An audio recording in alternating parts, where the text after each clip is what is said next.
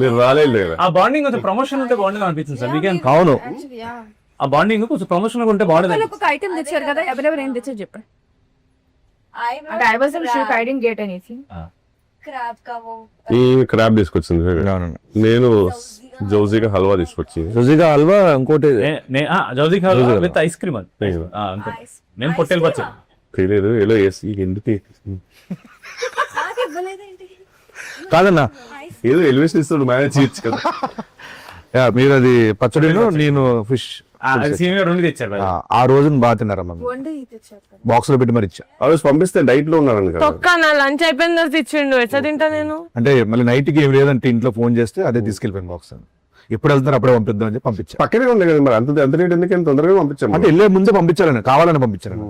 అంటే నైట్ కి ఏం లేదు నాకు తినడానికని అని కాదు. మామూలుగా సినిమాలకి అందరూ చాలా మంది మనసు పెట్టి చేయడం ఇట్లా చేస్తారు కదా, మీరు ఈ సినిమాకి ఎస్పెషల్లీ ఒక హార్ట్ పెట్టి చేశారంట కదా.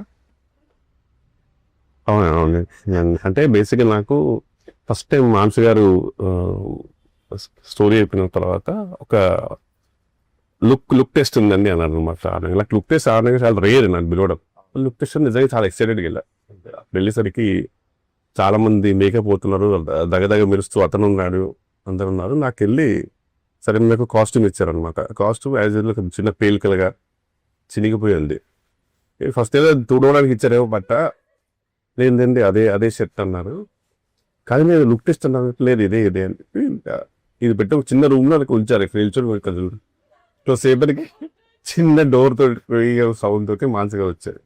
చాలా స్ట్రిక్ట్ టీచర్లో వస్తారు కదా, అలా వచ్చేసి కిందకి వెళ్ళి చూసారు బెట్ల అద్దాలు తీసి. తర్వాత బాగుంది కానీ అది కొంచెము మన వాళ్ళు డిస్కషన్ పెడుతున్నారు. నేను జస్ట్ అట్లా నిల్చున్నాను తెలిసే, వాళ్ళు చిన్నది ఇంకా చిన్నగాలి కదా, కొంచెం ఎంత ఉండాలి కదా, అది ఉండాలి కదా అన్నట్టు.